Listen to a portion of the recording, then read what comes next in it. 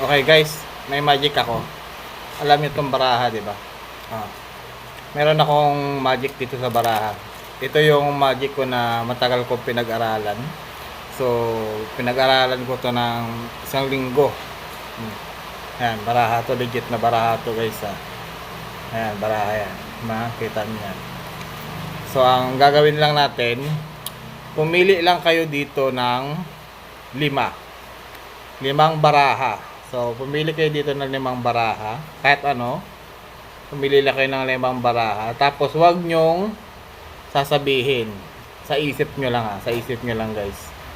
Tapos, pagkapili nyo ng 5, pumili kayo doon kung heart, flower, diamond, or speed.